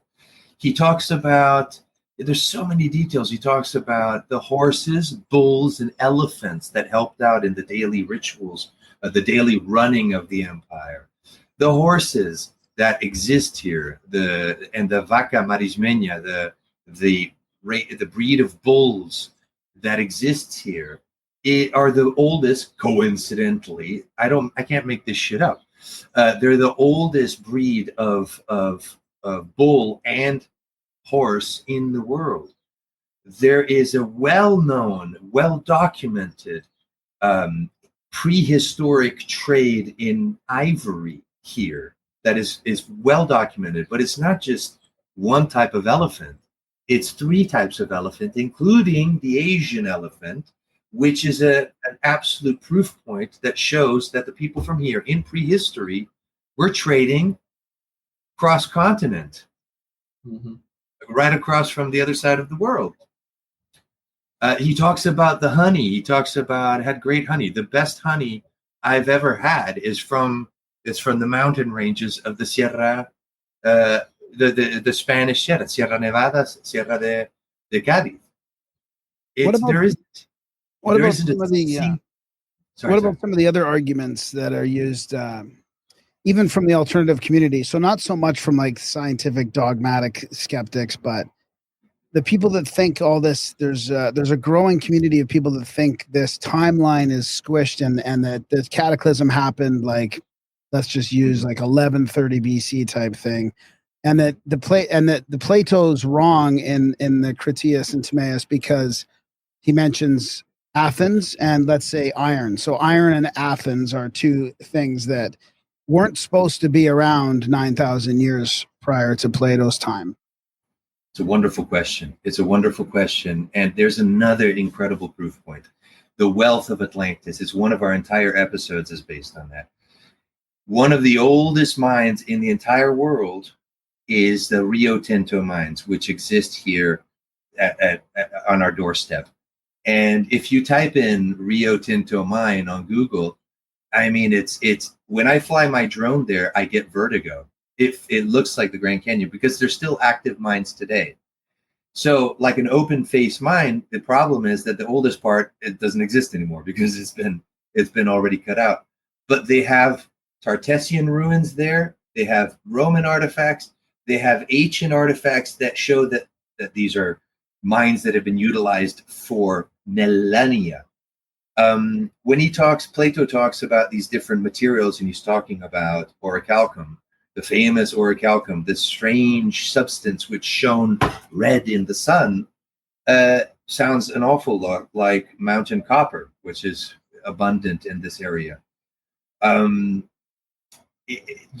of the problems with people that start to say, well, Plato was wrong. Well, who are you to say Plato was wrong? This is the Bible of the subject. Although it's not the only book that's been written on it, it is the encyclopedia of the subject of Atlantis. And I won't name people, but I've met people who have suggested that, oh, well, Plato was wrong and I'm right. How about perhaps what you're finding over there up in the mountains in wherever is also interesting and might have also come from the same time, but you're jumping the gun suggesting it was Atlantis. It's perhaps equally interesting. Fantastic. But when we're talking about the subject of Atlantis, we have to stay faithful to the texts. Well, and like we talked about before, they still could all be right. Absolutely. And I do believe that. Because like if we get wiped out, I often wonder what they'll say about us. I mean, how do you describe what used to be? And then what does that look like after, 100 generations of telling people about it? And I could just see a future where our lost civilization was called Earth or something, just because that's what we've chose to call the planet. So, I mean, what else they used to call it Earth, and they had these planes, and then blah, blah, blah, blah, blah. Yeah, 100%. Again, we talked about this earlier. It's really out of, in fact, in our third season, which is not finished yet, we venture outside. So the second season, we expand on the subjects which you guys got a glimpse at, mostly in this area. But in our third season, we cover North Africa. We cover the rest of the Mediterranean. We talk about the Azores. We expand on this. We talk about the Americas, global trade. It takes over. I could see why people get obsessed with this subject. Yeah, totally. Well, you got to give us a teaser then, especially since Nick's here too, about the Azores. About you can come to the Azores with us still. I mean, we're going. Dude, I'm totally down to go with you guys. I talked to Graham, Randall Carlson, about this. Let's do it. Let's go together. Yeah. Yeah, we're going. Let's Brilliant. talk Absolutely offline, brilliant. and we can figure that out because Yeah.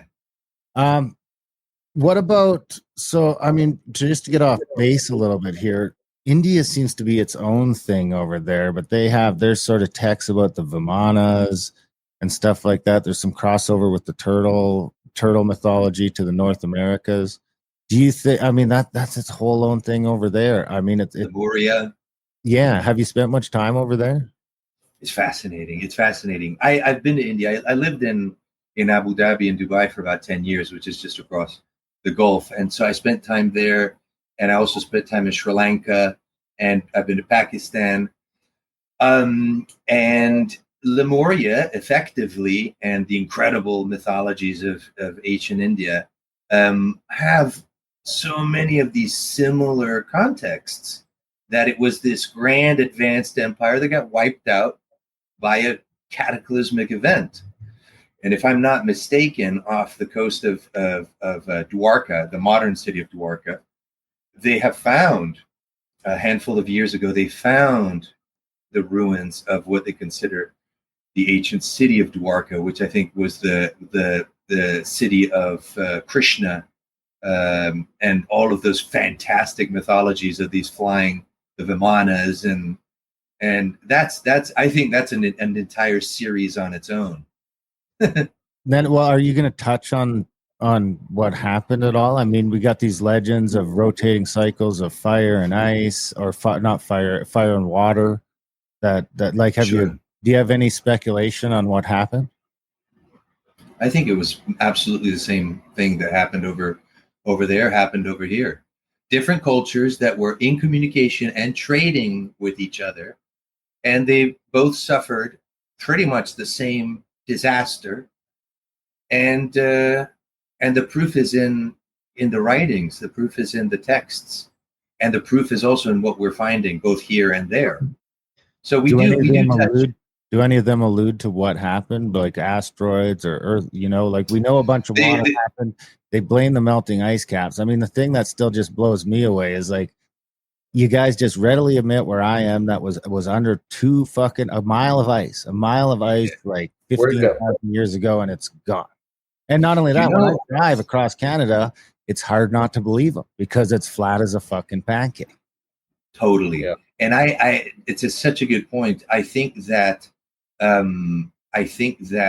my personal opinion, what happened was something instantaneous. What Randall Carson refers to a great story of these woolly mammoths, which were found flash frozen with fresh figs in their mouth and fresh food in their bellies. How do you flash freeze a giant animal like that, which obviously was grazing on fresh fruit?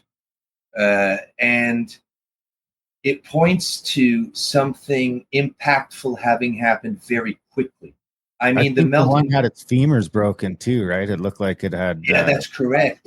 That's correct. That's another indication of something pretty traumatic. If you're talking about melting, you have all these geological phenomena occurring in parallel. You know, you have something happening all at once. You might have other things taking millions of years. But I really lean towards the comet impact theory. And the reason a comet, not a meteor, is through the nature of its makeup. A comet being made up of, might have a hard nucleus, but it's generally a low density, filthy ice ball. And it's like a glass of water. You take a glass of water and you pop an ice cube in it. That water is going to turn cold for a while until eventually it goes back to room temperature. So you have this idea of, imagine this object. Imagine it's fucking huge. And it comes in and it blasts the surface of the earth, which at that scale turns into a gelatinous, whatever might be a mountain range is nothing in comparison to this pressure wave of what causes this incredible destruction, triggering, Plato says it was a series of earthquakes and and floods that sank the island in one day and one night. I'd say that's a pretty clear indication of something terrifying having happened.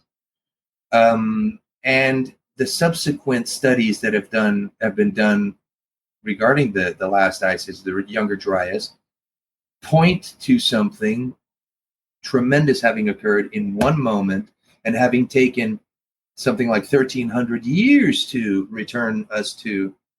Now, here's an interesting thing that leads me into this. We talked about the Tartessian Empire.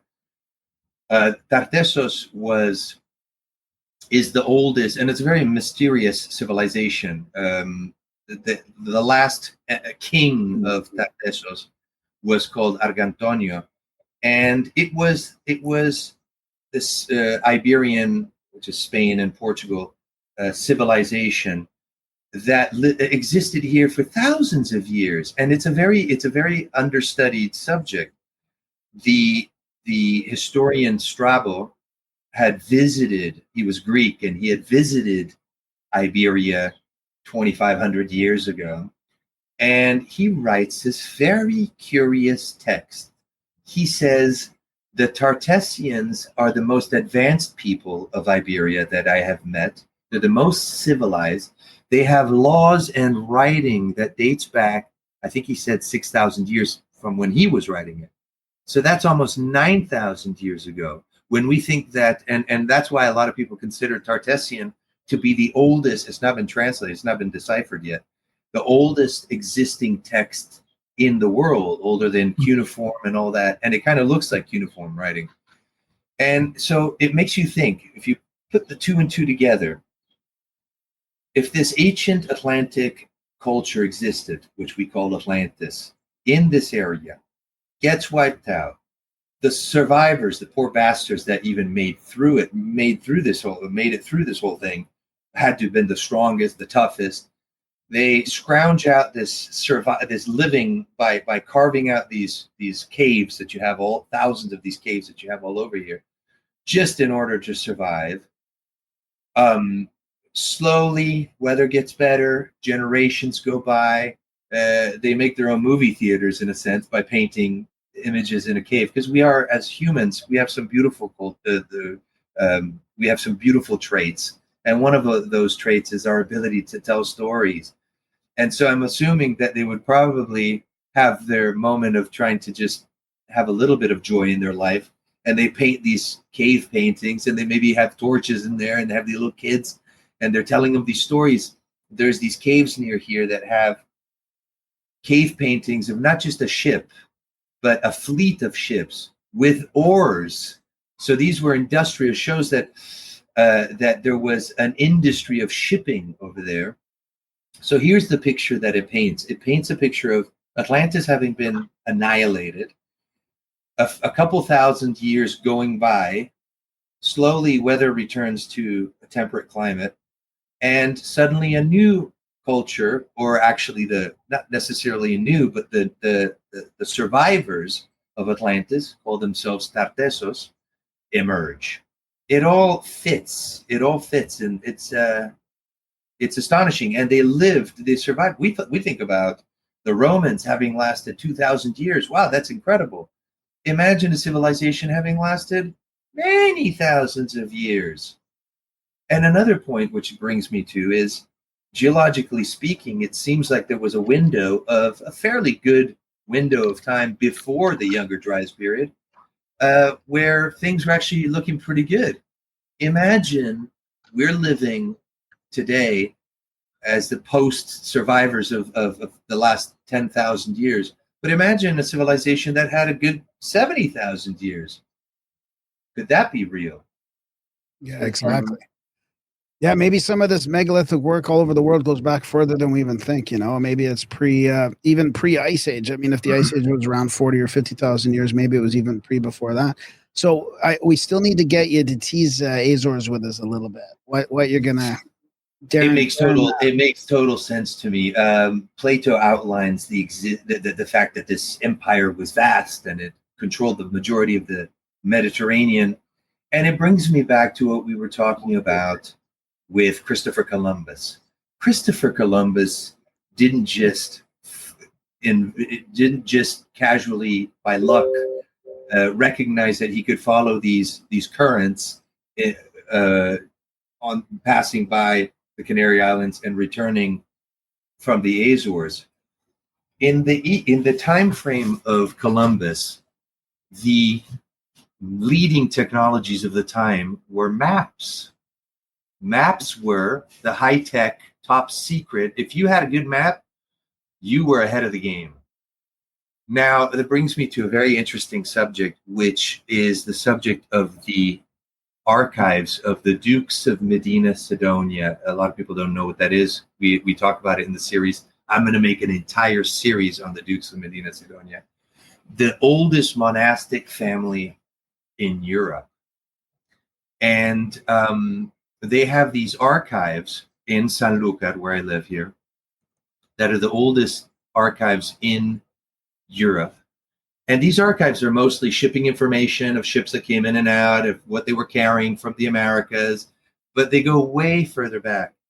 I have a sneaky suspicion that they knew in antiquity that there was another continent, but they kept it secret. And it wasn't like today where you had the internet and one person opens his mouth and everybody knows about it. Back then, it was a very controlled subject. I believe that there was a time of an opportune moment in Spanish history where they said, okay, now's the moment to conquer the Americas, and we're going to tell people. But I think they knew about it. I think that the evidence is there. They've found ships. I think obviously the Vikings were in Canada. We know that. So they knew their own route. Their own route was different, but they knew about it. And I think that Columbus was privy to this information that was kept secret for a very, very, very long time. Well, that begs the question, how big is the secret and how many? Because it seems to be that there are some people that know some stuff now and maybe more than they let on. Do you think there's like a continuation of people that know about Atlantis, know where it was, know that whole thing? There was a story of in Brazil in the 60s or 70s, I can't remember exactly, but that they had apparently found a Roman trireme, a Roman shipwreck, and the government said, shh, tap it up, So I think it's been a known thing. I'm sorry, Darren, repeat your question, because I have a tendency of sort of going off. Is there this sort of lineage or cabal for, that's kind of a loaded term these days, but Sure. It does seem like some people know some shit. And, that totally when technology gets to a certain point, they go out and do this or do that. I mean, the U.S. invades Iraq in 2004 and seems to run to the museums right away and take some stuff. Right. Like, what is going on? Right. Yeah. I think it's like, take for example the famous King Solomon's mines. That was always a mystery as to where were these mines. There are lots of different theories, but one of the theories was that he was coming across the Mediterranean to the very same mines we just talked about, to the Rio Tinto mines, and that's where he would get a lot of his wealth. There's another theory that it's not so much of a theory anymore, but during the early days of the conquistadors, they were chasing gold. They were chasing metals, precious metals. So I think that once the cat was out of the bag, they just went and collected as much as they could. But I do think, if you come across a gold mine, you're not going to tell everybody where it is. Yeah. Nick, do you got any questions or anything to add? Oh, well, yeah, you were just talking about Columbus, and one thing that corroborates Columbus having foreknowledge of this current is that he apparently courted with the daughter of the king at the time of Portugal, I believe, and Portugal, of course, was the haven for the Templars in the years after. Oh my God! Great point. So I think they knew about that sea current, the ocean current that said if you want to go to the great continent beyond, you need to follow a very specific route or you're just going to get sent back. And the So, Templars were there previously, they say. Great point. And we delve into the subject of the Templars here. The Templars are a massive, and the Masons are a massive part of the culture here. In fact, you can walk downtown Sanlúcar de Barrameda, where I live, and you'll see these 8 old churches, and you look at the sort of the pediment on the top of the doors of this church, and this is one example. We've got dozens of them, and you see a pyramid with rays of light coming out of it, and you think, this is a church? It's a Masonic temple. The Templars were vastly important in assisting in all of these things. Like you said, Nick, it's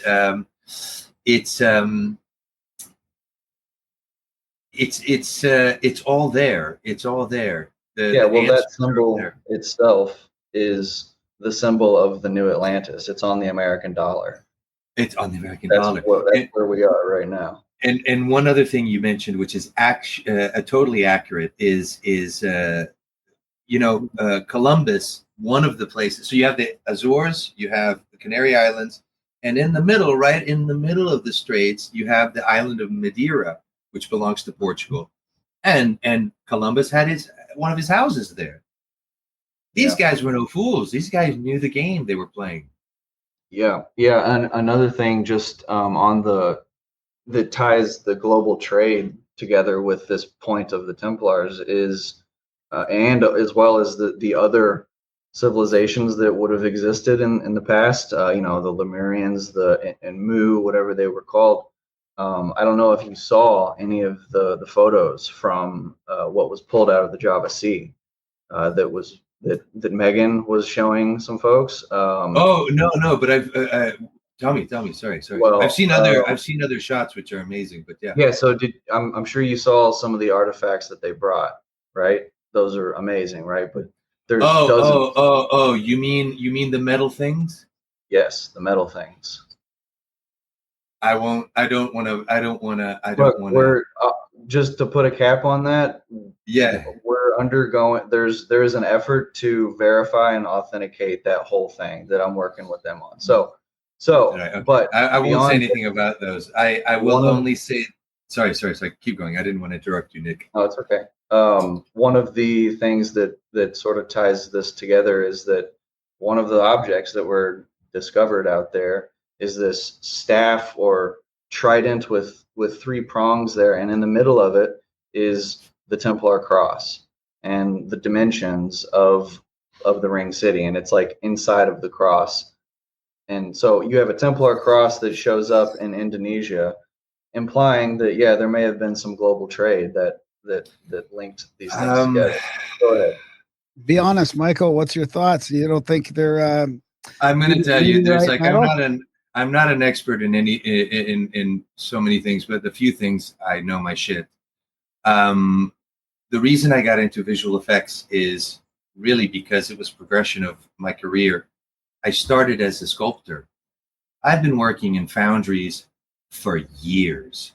I've poured bronzes. I've carved marble, alabaster, you name it. I've worked in foundry. Anybody that knows me as a sculptor. So if you go to my Facebook, there's an art gallery and you'll see my work on.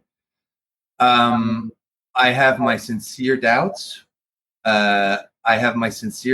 About those artifacts. I can tell you they are not meteorite iron. They're a cast iron ore. And in my opinion, and I don't want to put anybody off, I think they were made yesterday. Right. Well, that's part of what needs to happen is some testing to sort of authenticate those things, because that's important to do. I love your cat, Graham. That's Zeus. That's Zeus right there. Hey, Zeus. I love it. Zeus. Nice. Brother of Poseidon. The whole thing makes me think of Buddy's book there, The Prophet, where Buddy leaves Andalusia, goes to Egypt, and ends up back in Andalusia and finding the gold. What a book. Yeah, that's one of the best books I've ever. It's absolutely. And you know what? The Prophet. Huh. I think there's something magic about that book. I think that book hits everybody differently. You know, like it impacts you so personally. Wow, magic. Yeah, no, Nick, I don't want to sort of put people off but when I first saw that, I had my serious doubts. I really do. Yeah, I I mean don't. they look crazy. And even some of the pictures they look like they could be props or something, but there's certain details to me that still Yeah, are like, yeah, okay, something going on with this, and it's not. yeah. Don't just throw it away. Do the work to try to authenticate it. They're And cool apparently, looking. They're, they're cool looking. Just yeah, it looks to me a little bit like they came across somebody who's got a foundry there who makes these cool looking. They're cool looking, yeah. but Well, we're gonna find out, and we'll let you know. yeah. How's that? All right, good. Absolutely. But I will say one thing. I loved the summit. I loved meeting you guys. I really did. You guys are freaking awesome. I love open minds. I love meeting people from with all sorts of colorful ideas and people that contribute. And I think you're all really contributing to these subjects. Who doesn't love these subjects? Absolutely. When People that I don't have any conversations with. When does the series come out? We're going to be announcing it soon. It's been a long process, and part of the problem has been we've been producing this whole thing in Spain, but as you guys know, it's the American market hits like no other market. So, for example, we've had since the Cosmic Summit, we've had a handful of articles come out, and you see these articles coming out in Spain and all over the world. All of the articles that we've done in Spain didn't necessarily go out to the rest of the world. Mm-hmm. So it's the same with distribution. So now we have American distributors, and it's a much faster game. And it's quite a process because it's not a simple product. It's multiple series. And we're just getting to that point, so we'll be announcing it fairly soon. I already know where it's going to be coming out, but I don't want to say it yet. No, do you have a vision for like the full scope of the production that you could share? Yes, a general scope. So part of the thing originally was when I first came out here in 2016. I made an early version, and it was one movie.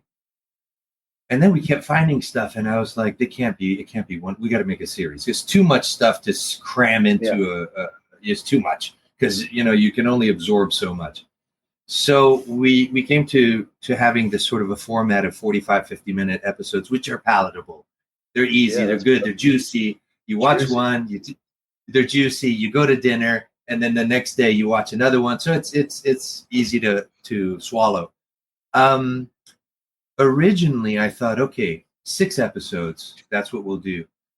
But when we found the underwater ruins, I thought, dude, cut this, do it now, make 3 episodes, and just make it, because otherwise you'll be going on for fucking ever. Good for so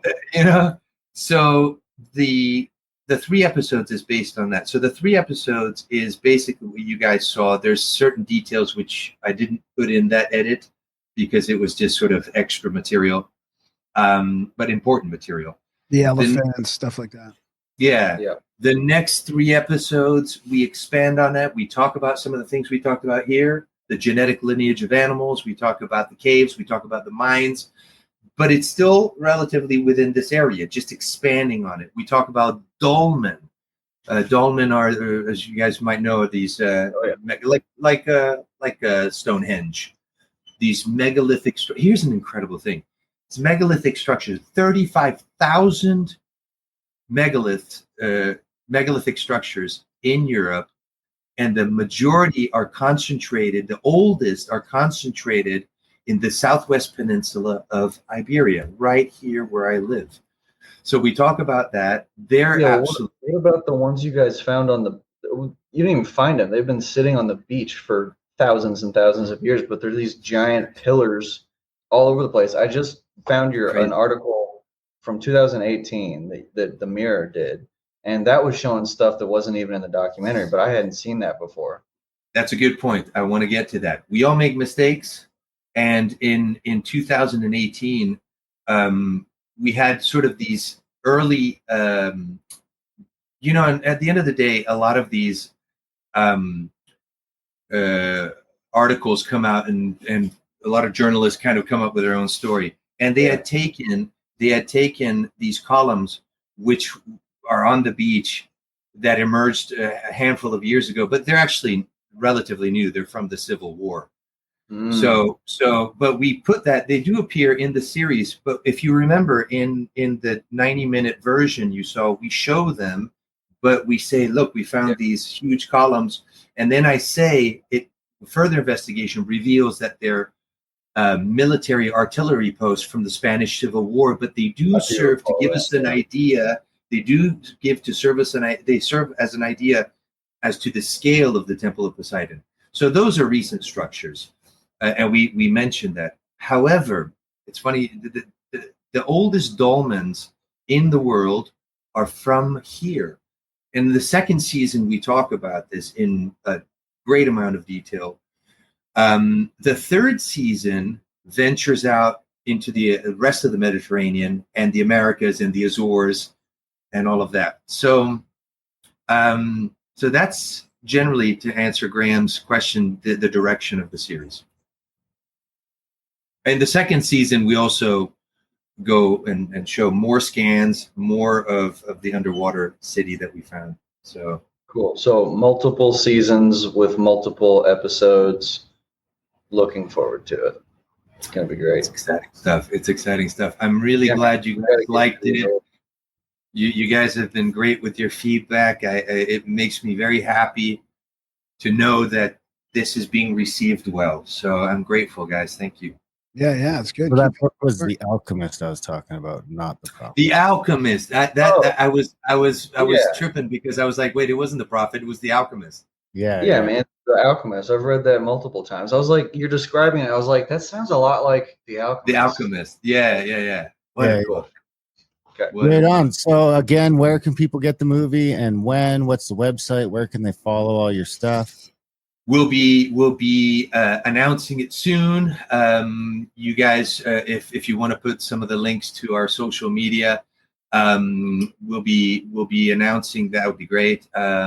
We'll be announcing it probably within the next couple months. So right now we're doing a few final touches with the visual effects and post-production, and obviously this is aimed at being released internationally. Spanish is spoken by a quarter of the world. English is spoken by a quarter of the world. So just with those two languages, we've got half the world. But our objective is the greatest viewership possible.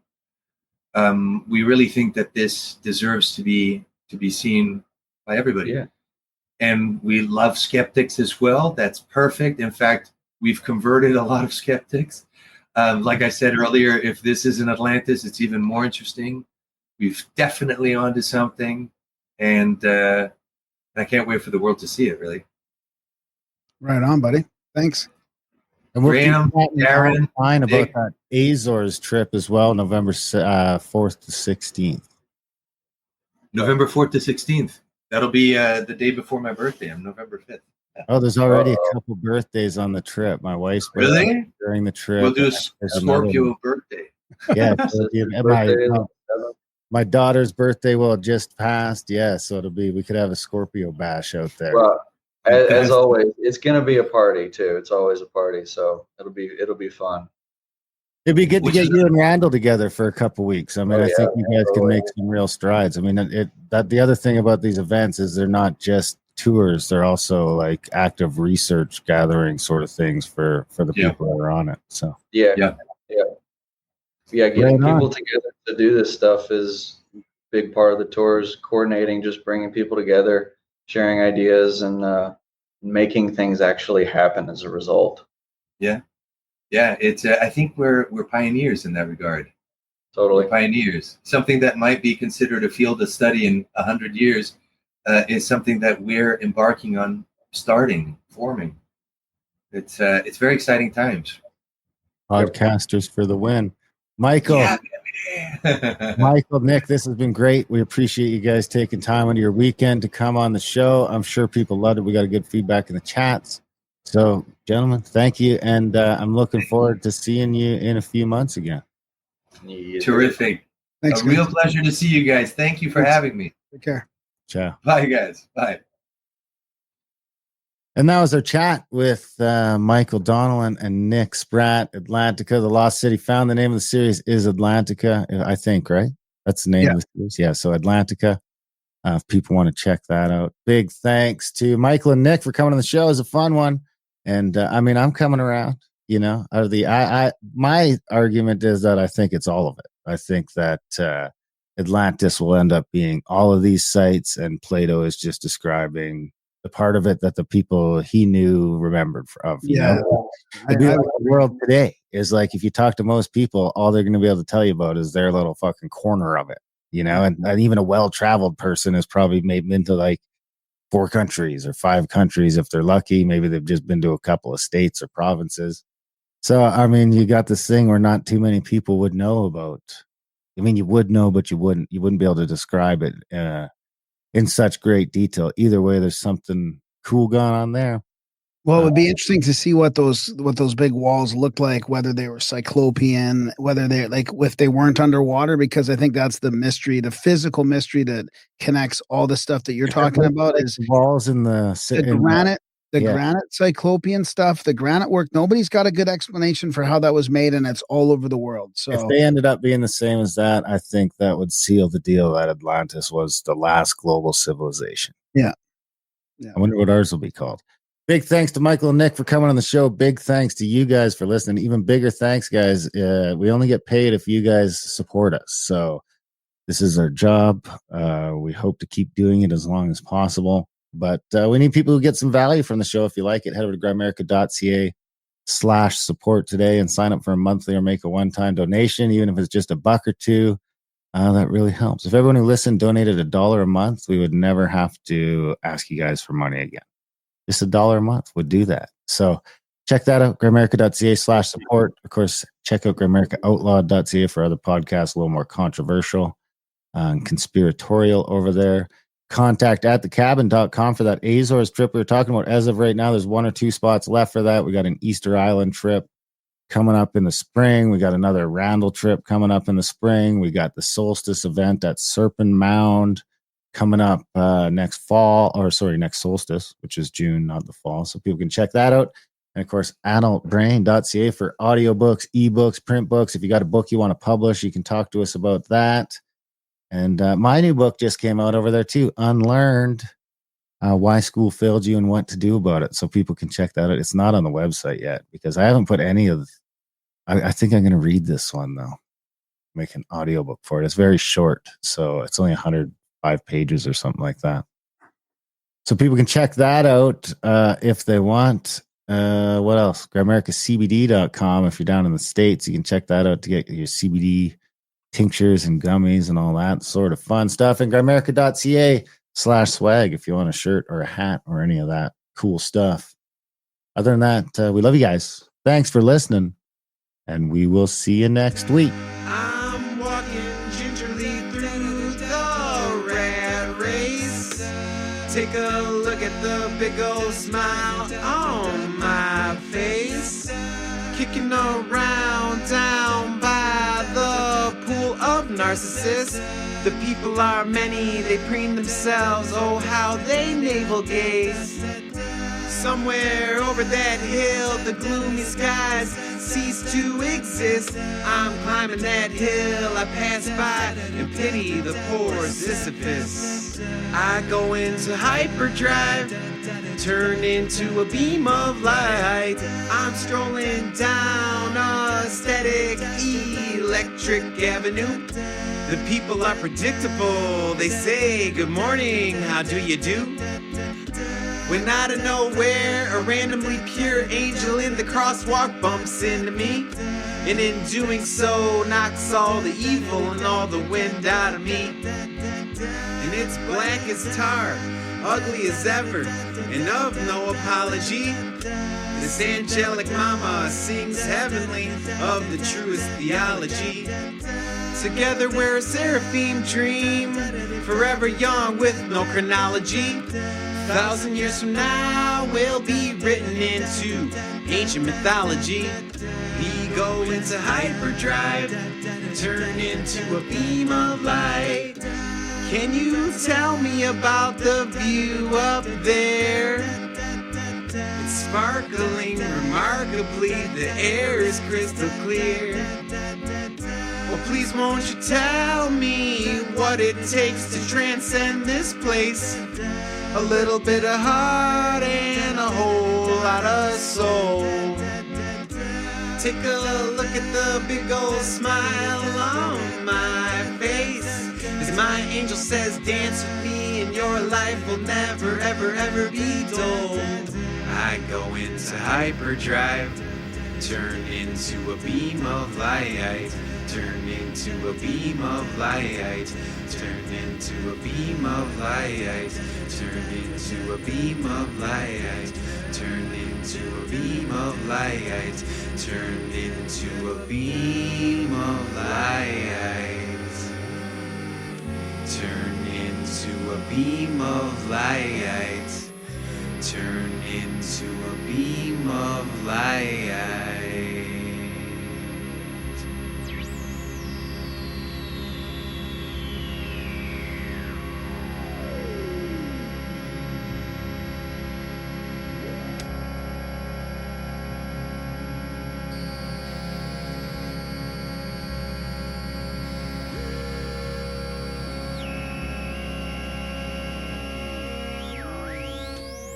Bye.